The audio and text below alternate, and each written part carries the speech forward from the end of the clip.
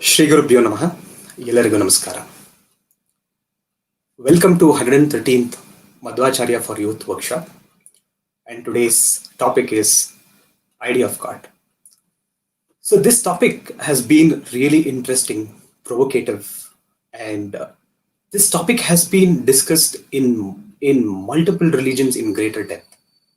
Today, me and Sunder, we will get into this topic as deep as possible and also keep this topic as simple as possible. Before I actually move into this discussion, so let me just put up the context for the day. The context for the day is, does God even exist? If so, what is the nature of God? And what is the relation between me and God? What is the role of philosophy in this quest? And what are the consequences of ignorance? Ignoring this, the idea of God. So before we move forward, let me bring in Sunder this discussion. Hi Sunder, good evening. Welcome to 113th Madhwacharya for Youth Workshop. Namaskar. Namaskar. Sundar, I have this basic fundamental question to you, which is, does God even exist? Yeah. Shri Gurubhyo Namaha. Hari Om.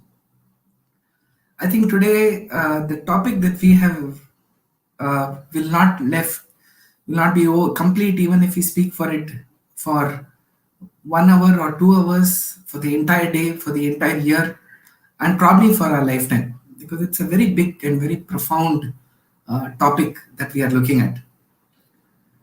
And in this quest about whether God even exists, and if so, in what form, and so on, has been debated again and again by different philosophers, different scientists.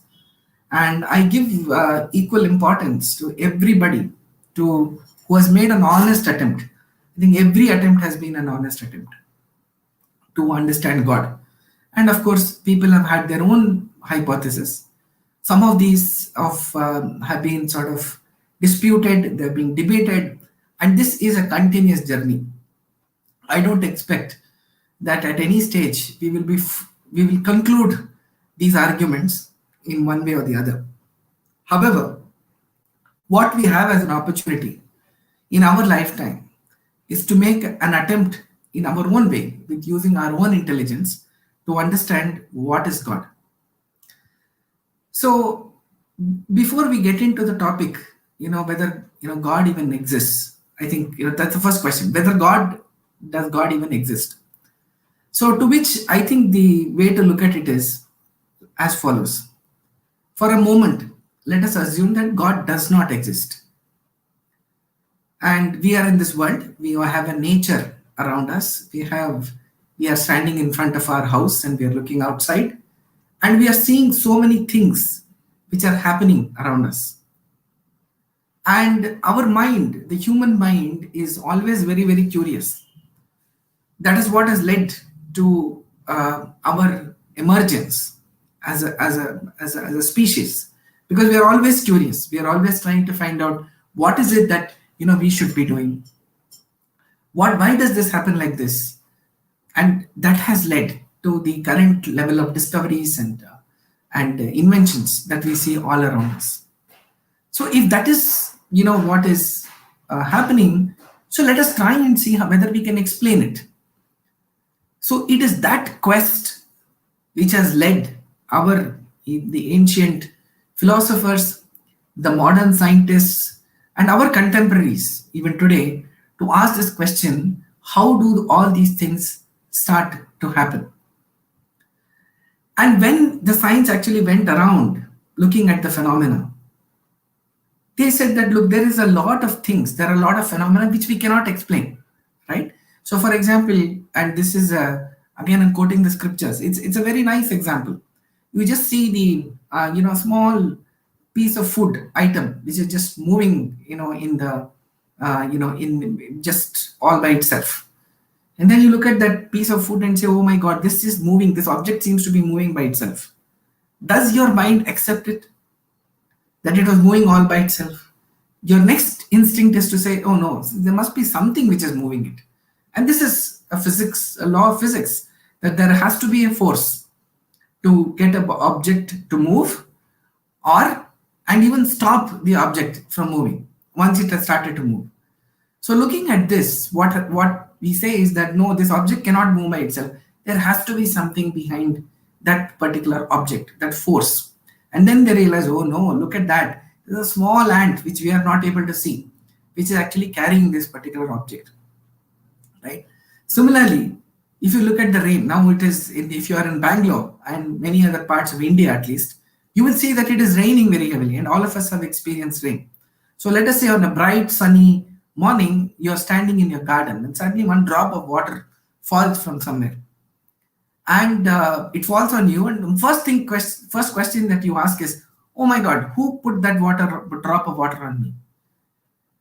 The question is who. You don't ask how did that water come and fall on me.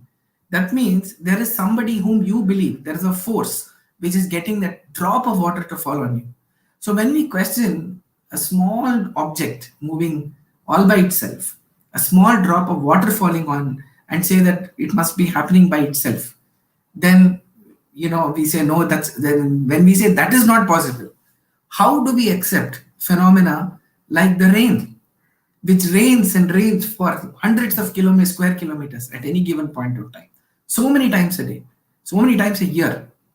How do we accept the movement of so many physical objects all around us? We move, our cars move, our birds move, everything, the trees move, everything moves. And when all these aspects move, we question how did it move? What is the force behind it? So today we will not be able to believe that it happens by itself. There has to be a force. Now, what is the nature of that force? Is that force all by itself, or there is something behind that force? Some force is giving this force the power to do it. And if you keep on converging like a pyramid, it sort of comes to the aspect that there must be one force or one source of that energy which is driving that. And can that energy be something which is all by itself? Can it be a non-living object, or should it be a living object? The moment you talk about a creation, you think about a creator. Things cannot happen by themselves. So for example, we look at a painting and say, oh, what a beautiful painting that is. We hear a nice music, we say, oh, what a nice piece of music. We see any type of a dance form and say, oh, what a nice dance form. Behind all this art, there is a profound artist, and that artist is none other than God. That force that we spoke about is none other than God. And does it have to be a sentient or non-sentient? It has to be sentient. That means it has to be an object which is living. It cannot happen all by itself. Now, when we're talking about objects, our eyes can only see so much. Our eyes have a lot of limitations, and we accept a lot of things which we can't see through our naked eye. When we say that there are germs, there are viruses, can we see all of that there? No. But when you see the microscope, we understand how that particular object is. So therefore, there are a lot of objects, there are a lot of entities, there are a lot of things, phenomena that our eyes simply cannot capture. To say that those don't exist because my eyes can't capture is my limitation. I think that is a very limited way of looking at our world. As human race has evolved, we have said there is the Earth, and then we said there is the Milky Way galaxy. We saw so many stars. But today, what is Earth? What is physics? What is astronomy telling you? That what we are looking at as Earth and whatever we are looking at our galaxy is less than a speck in the whole universe. To think that so many things got created all by themselves, and all of them exhibit a clear pattern in the way they behave. There is a law which is governing them. We say, no, there is gravity. The Earth is going around the sun because of gravity. Who asked the Earth to go around in gravity? Who moderates that gravity? If that is not, you stand in a traffic signal and you look at all the vehicles. The moment the light, the traffic lights go off because of a power outage or something, look at the chaos which happens between 10 vehicles. Imagine all these celestial objects were to behave totally in a random fashion. Will this universe even exist? Has it not occurred to people, why don't two planets just clash with each other? Right? For all of that, science gives us a certain explanation of how, but very rarely does it go into the realm of why does it happen. So therefore, what we can see through our naked eye is a very limited view of the universe, and to be able to explain all the aspects of the universe, we have to accept the existence of God. In fact, most people who are there, whom we see today, whom we call as scientists, are people who are all great philosophers. If you see the history of science, they were both philosophers and science. Both of them set out for with a very honest agenda to understand what all is happening around us, and then came to certain conclusions about what they have understood the world to be. Now, the next question is, okay, we have said that is a sentient being, and that sentient being actually controls the world. Now, the question is, why don't we think about that being also being like us? Saying, okay, why shouldn't the two of us be the same, or at least similar? The question is this: to control a small object and its movement, it takes so much of effort, it takes so much of energy, it takes so much of system, and so on. How do you come to the conclusion about about the entire universe and all the celestial bodies in that celestial world being controlled? For that, it means that the power which is controlling it, the force which is controlling it, has to be bigger than the biggest. That means it has a power to control all the other powers and regulate them.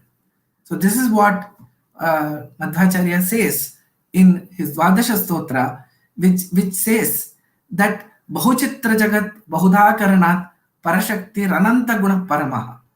That means, look at the world. He's expressing his astonishment at God's creation when he says Bahuchitra Jagat. This world is full of very unique aspects, unique phenomena, and to control all this, you need Ananta Paramaha. That means somebody who is above and over everything else and everyone else is the person now whom we accept as God. So therefore, that person cannot be dependent on anything else. If he is dependent on anything, then it will become a loose connection, because then we don't know who is finally regulating it. So there has to be an independent entity, and there can be, of course, infinite dependent entities. So the God, therefore, is that infinite entity. When we look at an organization, what do we say? There must be somebody controlling this organization. Every company has a CEO. The company also has a board of directors. They play an advisory role. But the moment you talk about an organization, we say there has to be an organizer. There has to be a chief executive officer of this company. There has to be, if there is a state, there has to be a chief minister of that state.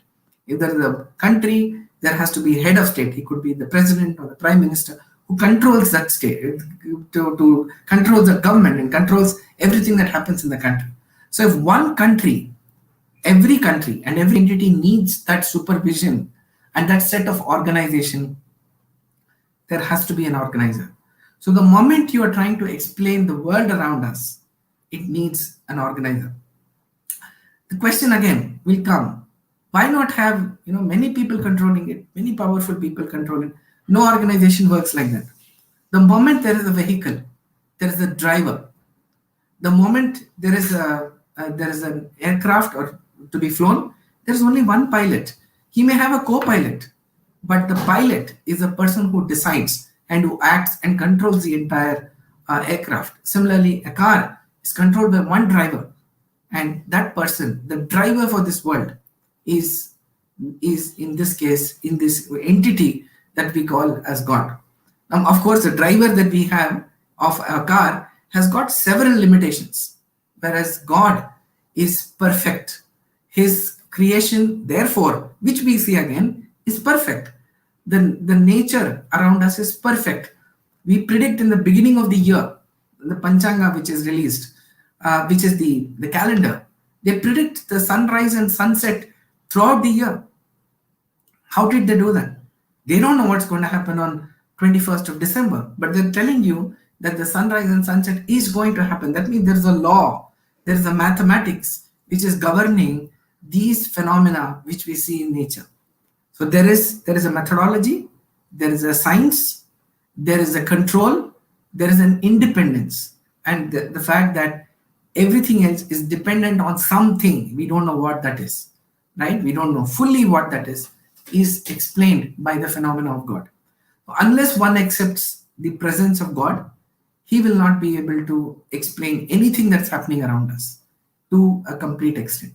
Yes, people can offer some kind of a tactical, explanation, but the final explanation of what God is can only be found in our scriptures. So, let's say a young child comes and asks you a question, saying, "Oh, father or uncle, how does that fly? Aircraft fly?" So you say, yes, you explain how it flies, and then you say you will learn all this in science. So to understand a phenomena, right, you will have to. People say you should read science. So similarly, if you want to understand this world, the only way to understand that is to study of scriptures, which are the textbooks to understand God. So I think it's a long explanation to your question, Santosh, which is about, does God even exist? So yes, there is that entity called God, which is explained, and of course, different philosophers and scientists have found their own ways of explaining. And what I would like to really put forward here is that our scriptures and the science both have kept a very open mind on what the phenomena of God is. So it's up to us to really study those scriptures, understand how our scriptures are explaining God. Unfortunately, many of us have not done it to the extent that we should be doing it. And those who have taken up the studies would be experiencing the understanding of the world around us. So yes, there has to be the presence of God, whom the Brahma Sutras start by saying Janmadhyasya Yata Om, which means Janmadi, that means everything from creation, all the way up to sustenance, all the way up to the destruction of every entity has to happen some way. To think all this is a beautifully programmed language is all this hardware around us is getting controlled is fantastic, but every hardware for it to work properly needs a software, and the software which is running this world, the hardware of this world is God. Thanks, Sunder. Beautifully articulated. I hope our viewers have some insights to existence of God. So moving on, Sundar, like now, then what is the nature of God then? So how do I even know how does he exist? What's his nature then? See, when you talk about the nature of God, right, we already came to certain conclusions. One, the most important is that he's independent. He is someone who creates that, he creates the framework. He is not dependent on anybody. It is his free will. It is his free will to create the world. It is his will to create the world it is, and what are the phenomena, and how should each soul, each entity in this world behave, is completely left to the will of the God. So number one, the first thing which is when we talk about the nature of God is his independence, and the difference between him and everything else is that aspect of dependence. So everything and everybody else other than God is dependent on him for everything, for their sustenance, for their growth, and for their movement, for their thinking, for their very existence. So this is one thing that when we talk about the nature of God. The other thing is that we have come to the conclusion. We said that sentient. First, we said it's independent. Second, it's sentient, which means that form, the form of God, exists as a living being. Nobody who is you look at any part of the world, any part of the universe, never can a sentient being, that is a living being, be born from something which is non-living, right? Yes, there are phenomena where non-living things are born from living things. So for example, your nails grow. That's a non-living thing. You cut it, it doesn't pain. It grows. Hair is non-living. So when you cut the hair, it doesn't pain you. And it just goes away. That is born out of a living thing. But never will you find something which is born out of something which is non-living. A seed, for example, is living. The plant grows from that seed. So when the seed opens up and sprouts, you find a plant. Suppose the seed is dead, will it give rise to a plant? No, it won't. So therefore, God is sentient. He is independent and he's sentient. The third thing is he is all powerful. He is a person who is there in every part of our world, every part of the universe. He's omnipresent, he's omnipowerful, and he is the one who dictates the behavior of every other entity in the world. So that is really the nature of God. The other thing which is defining him is his presence, and everything about him is infinite. Because the moment if you start believing that God has finite existence, then you will not be able to explain all the infinite things that are happening around us. So for example, the space, how big is the space? It's infinite. The space is infinite, so the infinite space can be controlled by someone who is also infinite, or who's a bigger infinity than infinity. There are different and infinities, which is accepted even by mathematics. So that is how we discuss the nature of God. So God is in these forms, and of course there are several other attributes that we talk about, and when there is science. Then we talk, okay, when we are talking about the nature of God, how do we, does he have a form, akara or form? And there are schools of thought which say nirakara, then some people say no, he has a form. So the clear thing is, a formless thing cannot be sentient. A power, it has to have some form. Now, when we say God is nirakara, what we really mean is that akara is not like any other thing that we know. That akara is not like ours. So does he have a body which is like our body, which is full of bones and muscles? The answer is no. The answer is that God's form is very different from the way our body is, the way we are structured. So like the way our body is very fallible, we can, once we die, the form changes, the form deteriorates. We grew when we were a child, very small, then we grew, and then finally slowly it started to deteriorate, and then the body dies. This is how it happens. But in the case of God, his presence, his body is indestructible. That is something that that nobody can destroy, and he has that kind of an existence. So he has a form, but which is not like the form as ours. So it is his deha, or body as we know it, is Sachidanandatmaka. That means it's full of auspicious qualities like happiness and glory and knowledge, which means that his form is very different. So that is, if we don't exist and accept these aspects, we will not be able to explain how the universe functions. So for example, why not accept that maybe there is a manager of a company or a principal of a college who changes every time? Why don't we accept that the God just keeps on changing over a period of time? There's a new God who comes every 25 years.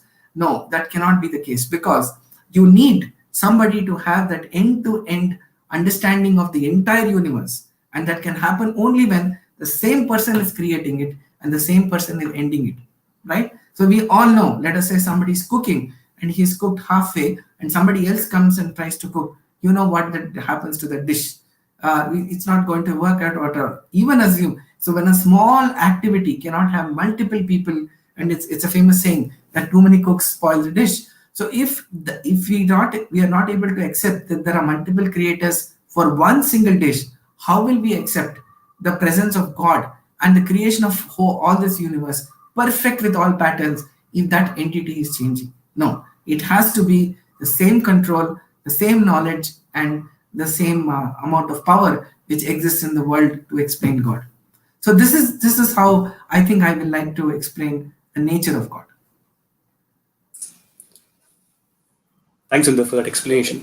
So, while the nature is clear now, then what is his not? What is the other way? What is not nature? Like, how do we understand what is not his nature? I mean, it's difficult to even conceive. How do you explain that, Sunder? Yeah, so what has unfortunately happened is that we have found some ways to describe God for different purposes, which have a lot of limitations. So, what is not God? God and the soul, right? We call them Bimba and Pratibimba. This is a unique contribution of Madhwacharya, which is God and the soul are Bimba and Pratibimba. That means it is the object and the image. The God is the object, and the soul is the image of that God. Now, of course, this explanation, Madhwacharya himself has cautioned many places that this has to be understood. This example should be taken with a limited sense, because if we believe that the jiva or the soul or we are also like God, then what will happen is that, okay, so then if the reflection, God is infinite, so the human being, also the soul or whatever other thing, entity, will also have to be equally. It will also be infinite because it's an image. So infinite, the image of an infinite thing can only be an infinite. No, there are limitations to this explanation. All this that is meant to understand from this Bimba Pratibimba is the fact that just like the image is completely dependent on the object, and the moment the object moves, the image has to move. It is that completeness of the dependence which this Bimba Pratibimba Bhava actually explains. The Brahma Sutras very clearly talk about the Bimba Pratibimba Bhava and how the soul is dependent on the God for everything. So what God is not, what is not God, is a person who's a tyrant. Whenever we talk to, especially when you're talking to children, we tell them, hey, you should eat your dinner, otherwise God will come and harm you. Or we have this habit of fearing God, saying, oh my God, I don't know what will happen to me, God will get angry with me. So these are certain things that we have been fostered with understanding. Anybody who is given this concept of God is bound to fear God, is bound to, because of that fear, he also might have developed a very negative opinion about what God is. God is not any of this. The Shastras don't say that anywhere, that please fear God. No. Madhwacharya says, Vishnu me paramasrihat. That means God is my best friend and he is the one who's always with me. So therefore, I think what God is not is clear, that he is not a person with any limitations. So if the moment the concept of limitation comes, that is not the concept of God. The second thing is dependence. As I said, if there is anything that we say that, okay, maybe he has got some dependence on something else, that is not the concept of God. The moment we see a flaw, dosha, that we call, that is definitely not God. So anything that has got these aspects is not God. Of course, there are a lot of other misconceptions which have come about the manner that we understand God, but we will look at it as time comes. But at this stage, suffice it to say that these are aspects which are really not God.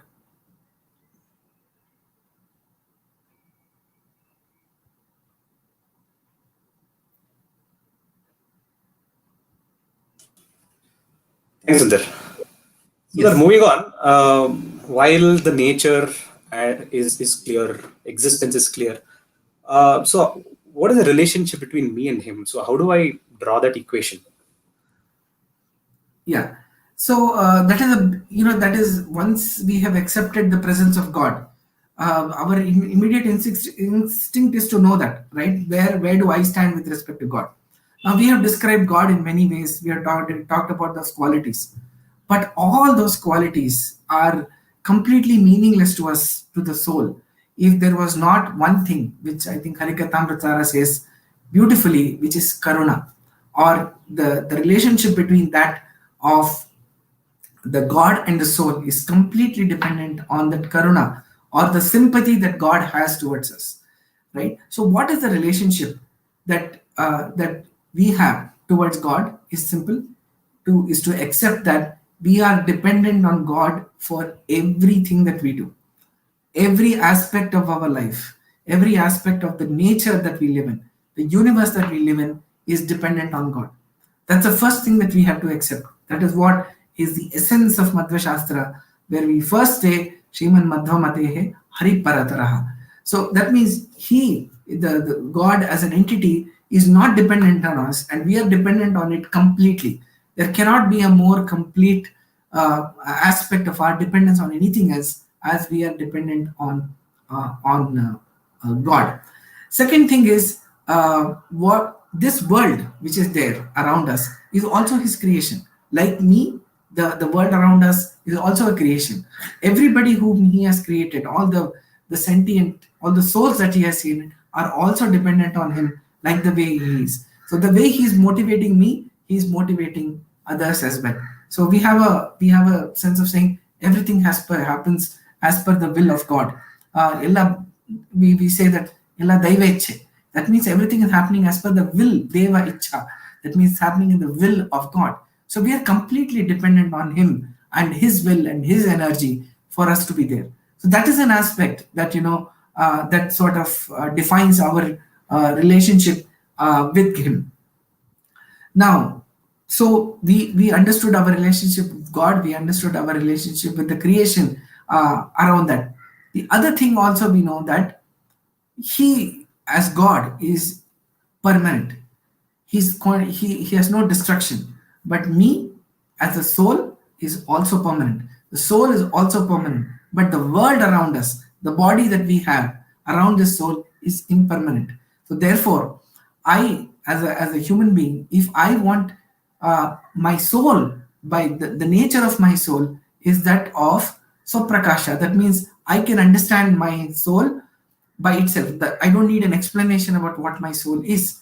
And my soul, by nature, is Anandamaya. That means by nature, my soul is full of happiness as well.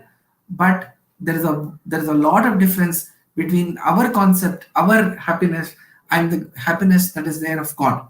So His happiness, His knowledge is infinite. Our happiness and our knowledge is very, very finite. But still, the basic nature of the soul, and this is again something which Sri Jaitirtha in Tattva Prakashika says very clearly, that the soul itself has its in his nature to be happy. Then why do we have sorrow? If that is our basic nature, why do we have sorrow? We have sorrow because we have got into this attachment with the materialistic world. We have got attached to the entities here, and therefore sorrow starts coming onto us. We commit papas, karma, dharma, etc., and that is why this not understanding God, not understanding us, and not understanding the relationship is creating this kind of a situation where we are completely, surrounded by sorrow. And the only way to come out of this cycle of sorrow and birth, rebirth, death, etc., is to be completely is to ensure that we understand God, we understand Him in entirety, we understand our limitation, and then seek that state of complete bliss, eternal bliss, which is what is called salvation, or it's called moksha. So that's our relationship with God. Everything that we need to do, we are dependent on Him.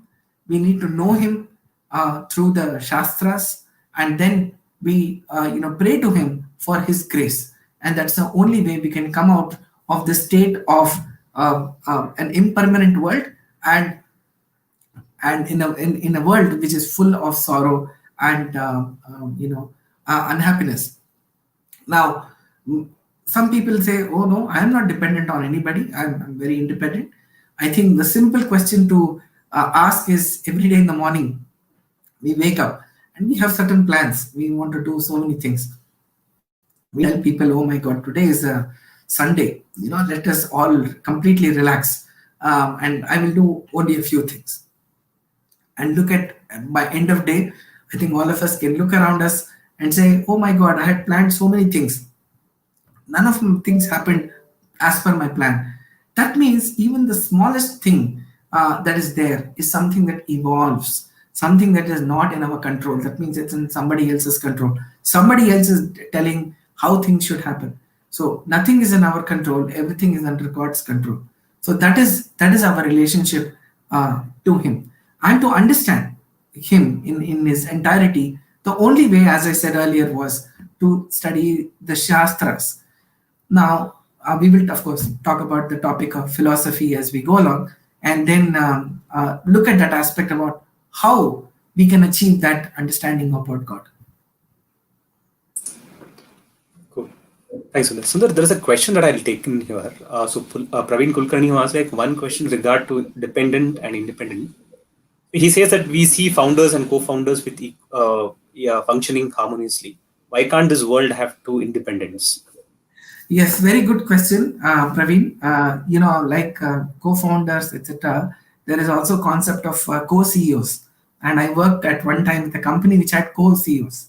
Two CEOs were appointed as a company, and it is fine. I mean, the organization, many companies have this where there are multiple people, but even within the co-founders, right?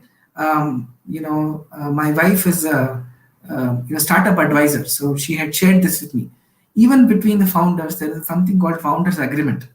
They have to sign an agreement between them saying how will they resolve issues if there are disputes, and how will people quit the company if something goes wrong. What are the conditions in which one of the founders will leave? All those legal frameworks are there in a company, in an organization, for it to learn. We look at an organization, say, okay, the CEO is there, and so on, but there's a world of difference between the concept of God and the concept of CEO. The CEO is bound by a massive framework of laws. There are so many laws that he has to abide by. He can't make a decision all by himself. There is a board of directors. There are shareholders of the company. There are employees of the company. There are executives of this company. So though we say that yes, the CEO is making all the decisions, in this case you are asking the question about founders. Why not think that the God, this world universe also has many founders? No, it is not possible, because if that is the question of absolute authority does not exist, how can we explain the unison which exists across across the world, across the universe, across the different entities of the universe? So there can't be many independent, or there cannot be many independent souls or entities to run the world. There will be clashes. Which is the law which is going to govern the behavior of people who are independent? By now, the whole universe, there should have been millions and millions of explosions every single second, because the two people are working independently. So let us say there are two gods. Why not accept the concept of two gods? They will work independently. There will be no pattern. How will we explain all the patterns which exist? So that's the way to understand the presence of only one. Yes, there may be many people, like there are several gods. There are 24 Tattvabhimana and Avantara Tattvabhimani gods who are controlling different aspects. But finally, all of them have to report to God. Just like a company has got a CFO and it's got a CMO and a CDO, CIO, so many people are there. They're all heads of their functions, but they all ultimately have to converge onto one unified unison of command. Have you ever imagined a bus which has got two drivers? Why not have two drivers? One person will press the accelerator. There is no guarantee that the other person will not be pressing the brake at the same time, because there is nothing governing this.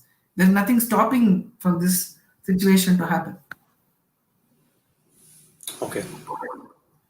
Thanks, Praveen, for that question. So now moving on, Sundar, then what's the role of philosophy in this quest? How does Shastras look into this whole realm of existence of God. Yeah. So when we say that we want to understand a certain phenomena, right? We how do we do that? We study about that phenomena, right? We take up a systematic process of inquiry. So when, let us say, somebody wants to looks at a very big building and says, "Oh my God, when I grow up, I should be building a large building like this." So what does he do? He takes up the study of civil engineering. He first studies science, and then he goes to takes up the topic of civil engineering. He studies different aspects of that. He experiments slowly. He does his internship under some people who then teach him how does sort of how does one build a building, what are the aspects that have to be taken into consideration, and so on. So there's a big science behind how a house is built or a building is built. Similarly, if somebody wants to understand God, he needs a system. He needs a methodology by which he understands. He needs a system of knowledge. Of course, he's very free to uh, question that and see whether the form of philosophy is answering or not, like the way we do in science classes. Suppose we are studying civil engineering. We will ask questions about, oh my God, how does this work? No, but if this is done in this way, why not do it this way? So all those questions, all those dilemmas, all those doubts that we have, we bring it up in the in a civil engineering class. So like that, if you are talking about what's philosophy, the philosophy plays the same role that is there of a microscope. It helps you get a closer look at this world, which we have not looked at in that manner. Just like if you want to see the minutest thing, you need the microscope, you need the philosophy, you need a body of studies, which we call as the Vedas and the other texts, the scriptural texts, which emerge from there, and and talk about what is God. There, they let me spend a few minutes on the structure of the philosophy itself.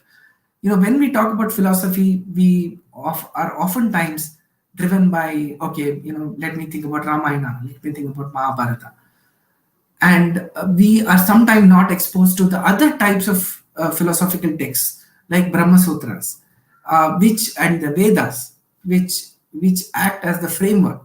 Now, whatever you see as Ramayana and Mahabharata reflect whatever is there in the Vedic foundation, which is there behind this.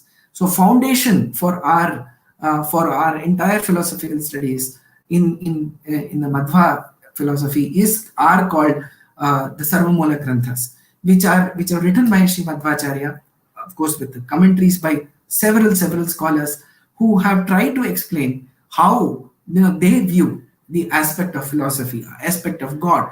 Who are we? What is our relationship, and all these things. Now, one aspect I would like to really bring out is that when you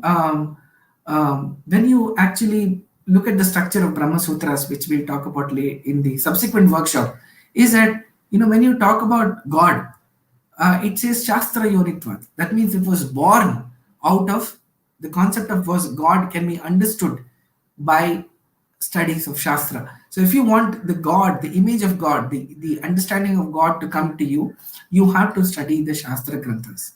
Now, one aspect I would really like to highlight, and that has been, it is my personal journey as well, is the delight that we have when you're studying something like a Brahma Sutras.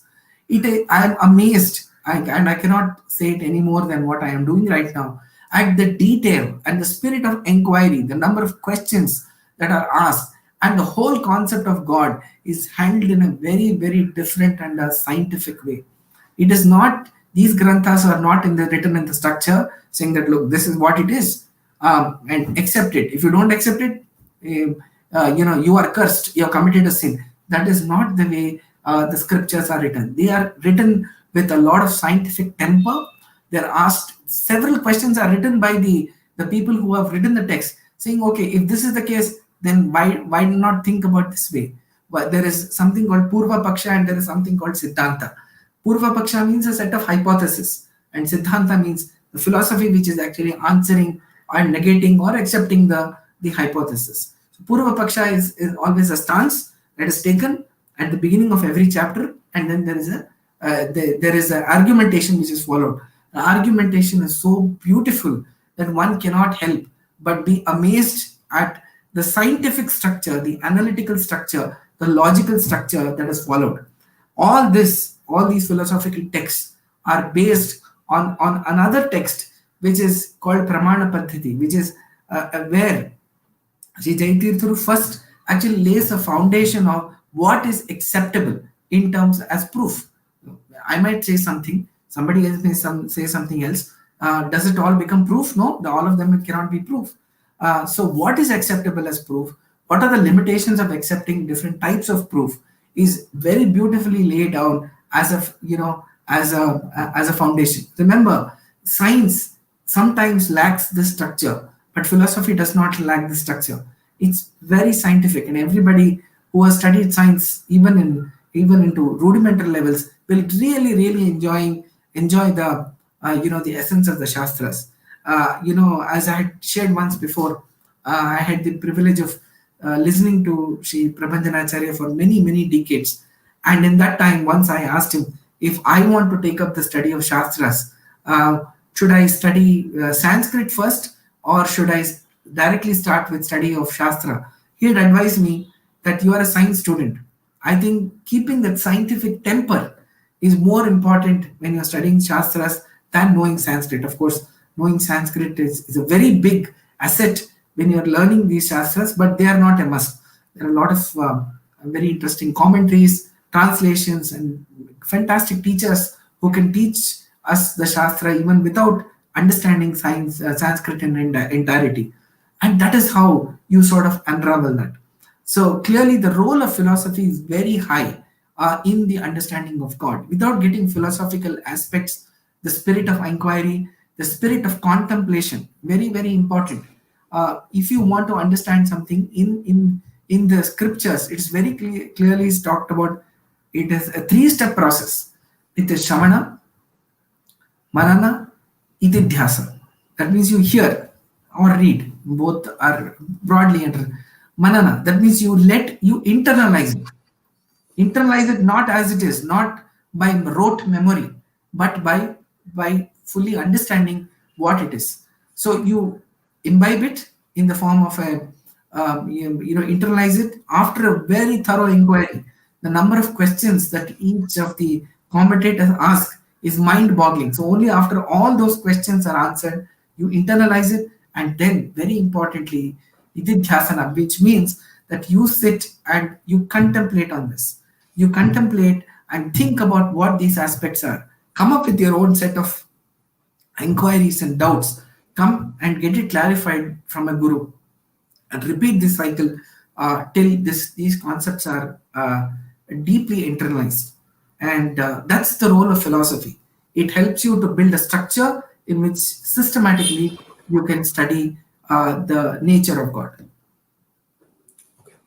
Sunder, while we discussed about the existence, nature, and what is the relationship, but like there are a lot of people who are completely not even aware of this entire concept.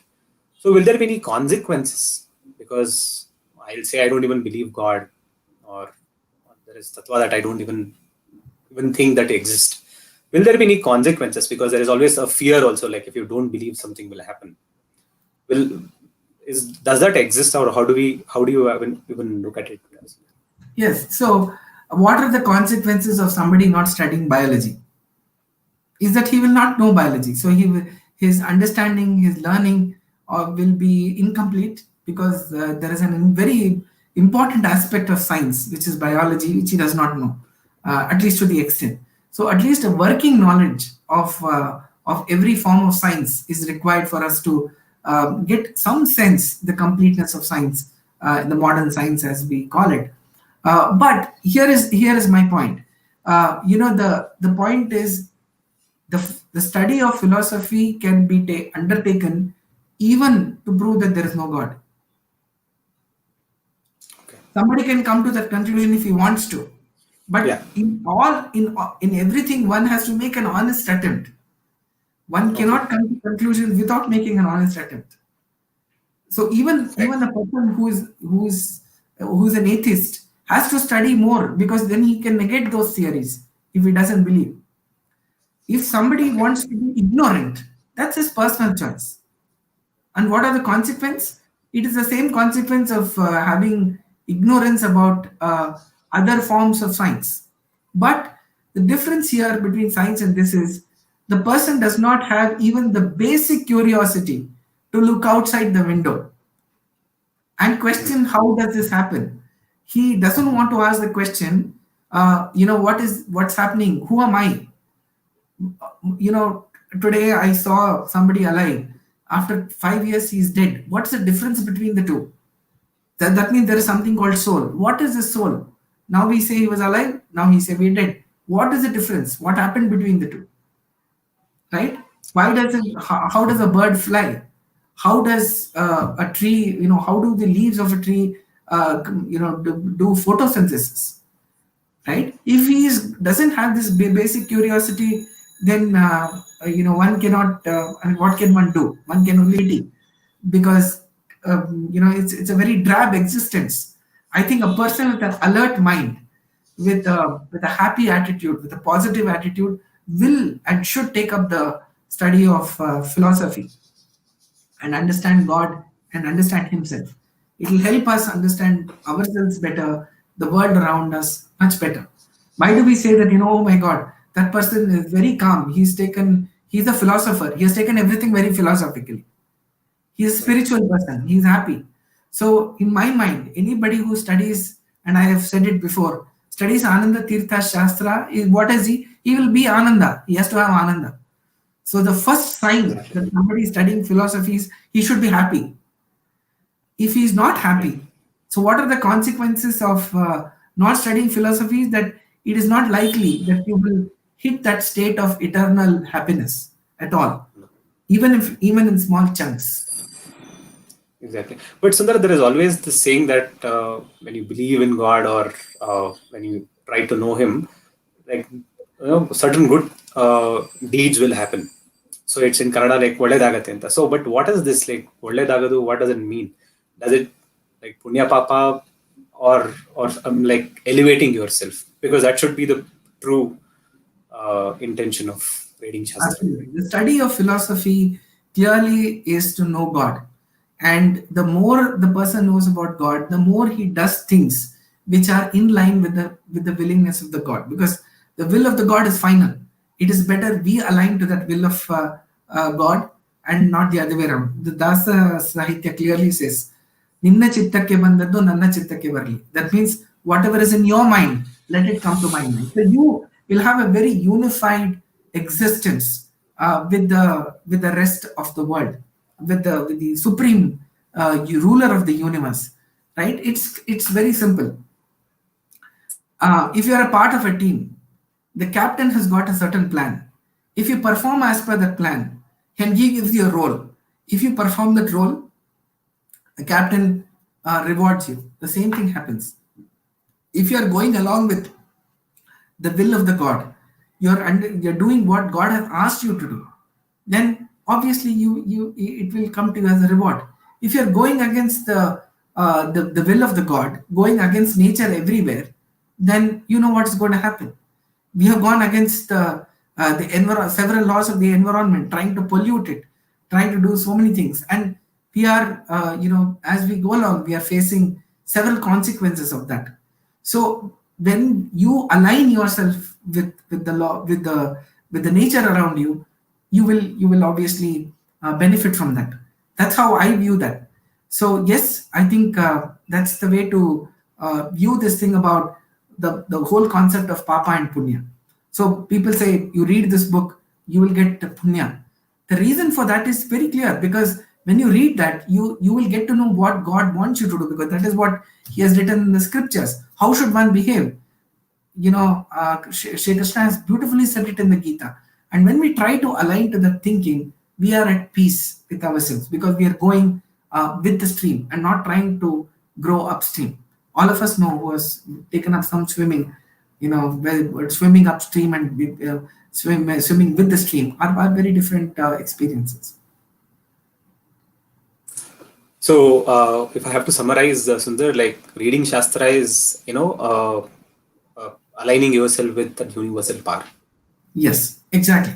Understanding the universal power, the impact of that onto us, and so on. So it is going in the tide with that. Beautiful. Cool. So that, like, moving on.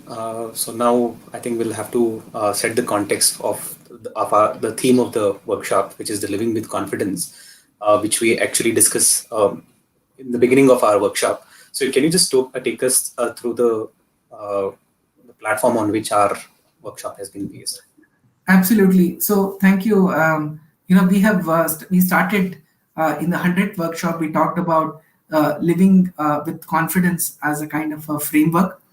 We are going to be conducting all workshops since that, and we have tried to do our best in terms of getting content which is aligned to that framework. So Santosh is just bringing it up. So it's about knowing, living, and thriving. And these are five mindsets that we have to develop. These are the five habits that we would think that will help you to live with confidence. And all this is a framework that we have for our workshop.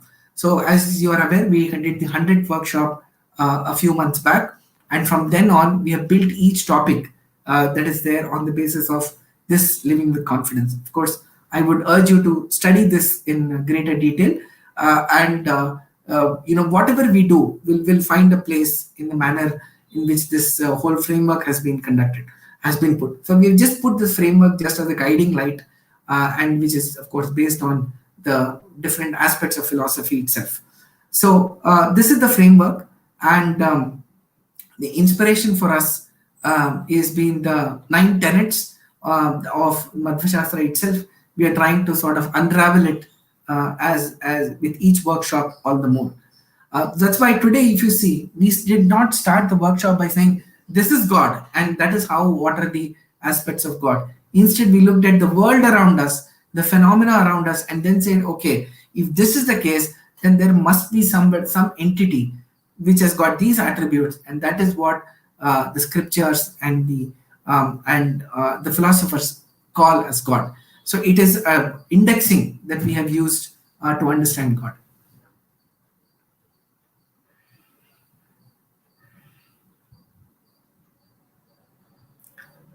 Yeah, so there are a few questions. Santosh, would we want to answer them now?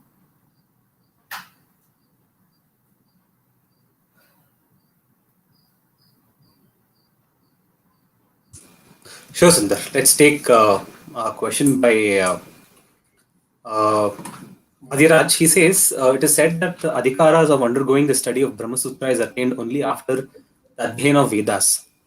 How does one go about this? No, actually, it's the other way around, because what really happens is the Brahma Sutras are a framework. They are like the constitution of the country.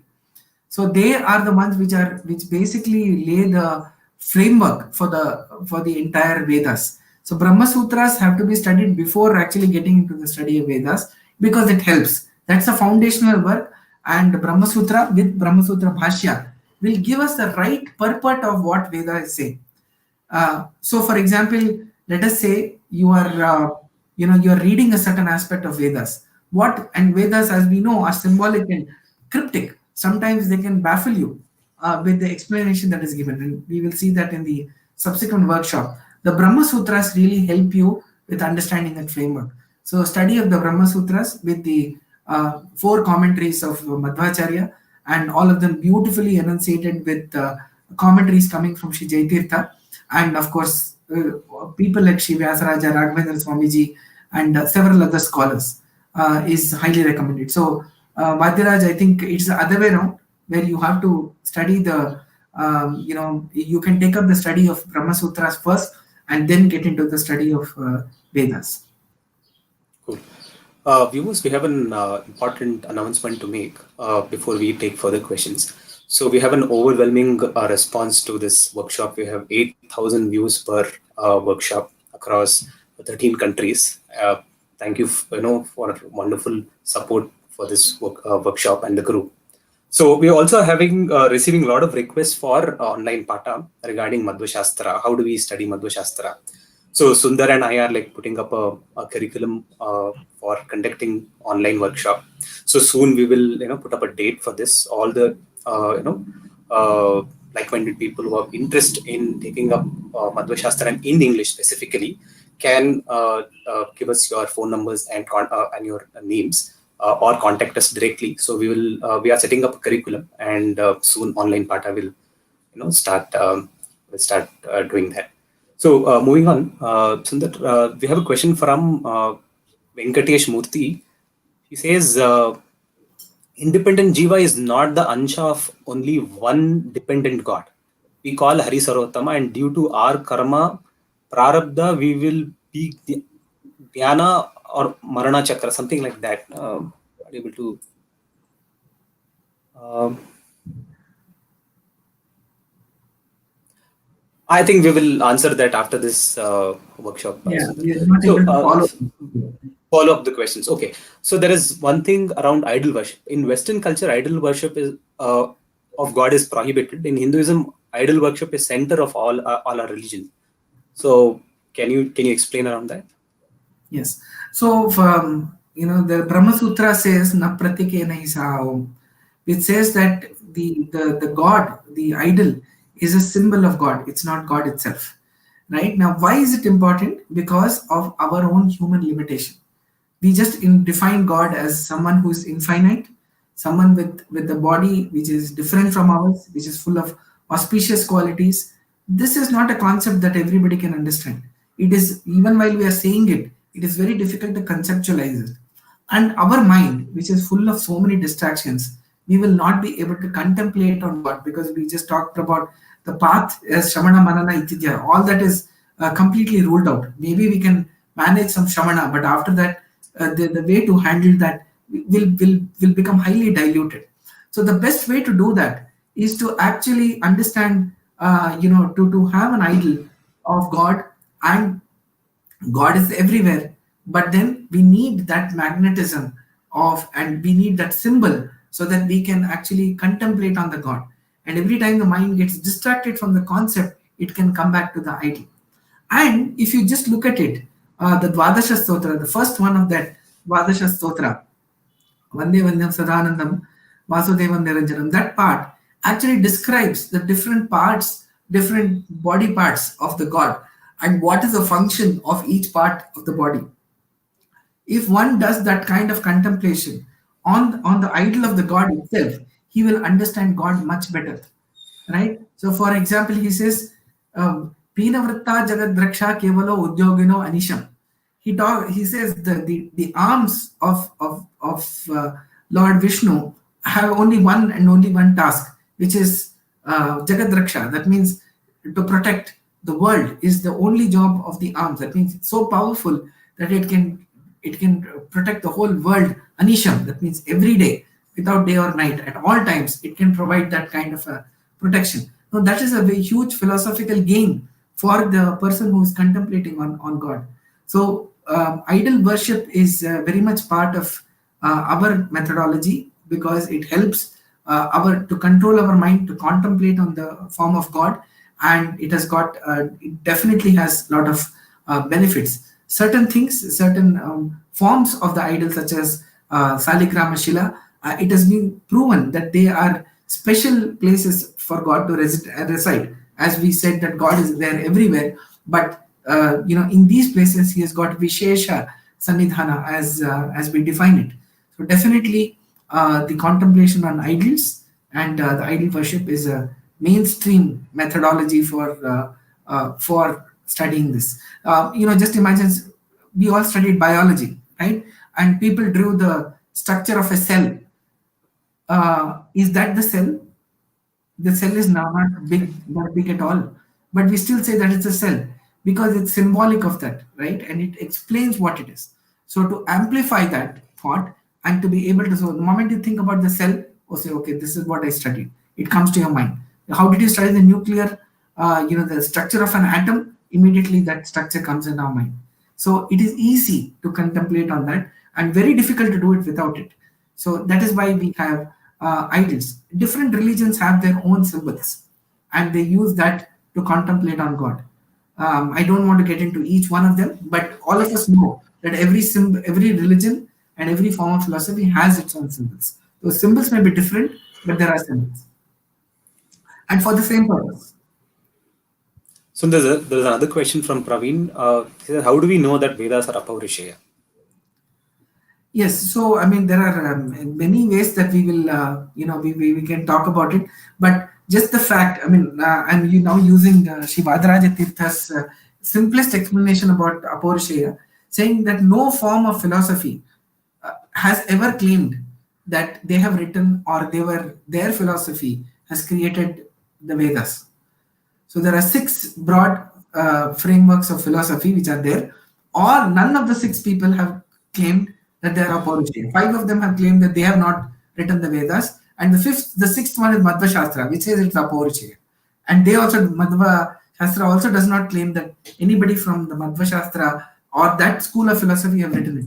So just imagine in a room, nobody has come and kept a book, but the book is there. There were four people who live in a room. They all four. They say, "Hey, where was this book?" The book. I did not bring the book, so that means the book was there before all four of them came. So yes, there are many more explanations possible. Hopefully, in the Brahma Sutra sections, some of these advanced questions will be answered. But suffice it to say that for that sense of unblemishedness, the Apaurusheya of Vedas have to be accepted. Again, a unique contribution of Madhwacharya to the system of philosophy. So there, like Vinita is asking, like online pata that we are planning to start, can women also participate? Yes, everybody is invited to participate in this. It is something that will be, we plan to do it in English for easy understanding. We will use a few words in Sanskrit and for ease of understanding in maybe languages like Kannada and Hindi, but predominantly it'll be we plan to do it in English because that is an easily relatable language for all of us. And women are not just invited, but we heartily invite everybody to come. There's only one requirement for this workshop, that you should have an open mind. Beautiful. So all viewers, like moving on. So the next workshop is on 18th October, which is a series on Brahma Sutra, which is part 1, part 2, and part 3. And then we'll be talking about God, how does he control, and what is our role, and then symbolism of Hinduism, and why does Hinduism has lot of gods, that will be discussed. And we'll be also talking about Ananta, and what is the how to access the tool of validity of truth, which is the experience, logic, and scripture. So these are the upcoming topic. So please, block your calendars for 18th October, which is on Brahma Sutra, which will be a part series. Yeah, if you can And bring the PPT, Santosh, I think it will be easier for them to remember.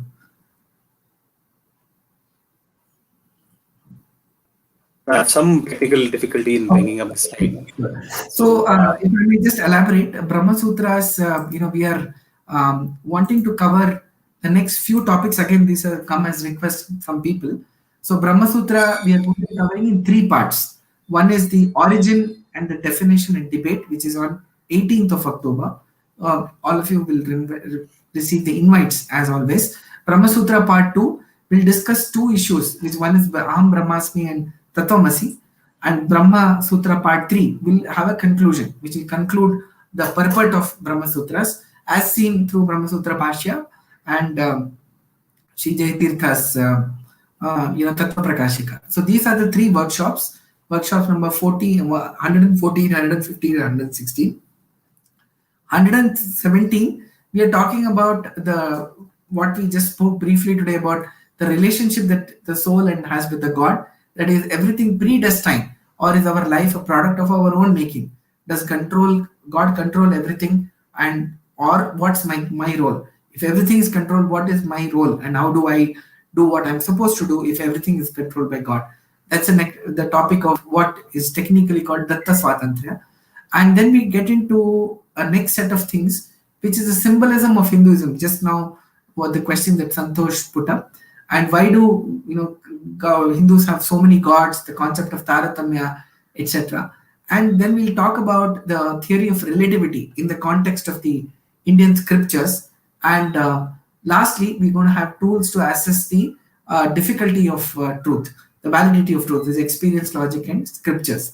So sorry, we have run through a long list of topics, but hopefully we'll be able to cover all of them in the subsequent workshop. Yeah, back to you, Santosh. Yeah, so there are a few other questions, Sundar. We'll definitely due to non-availability of time, we'll answer those questions back to them directly. So I really request all the participants and the viewers to block your calendar on 18th, which is on Brahma Sutra Part 1 series.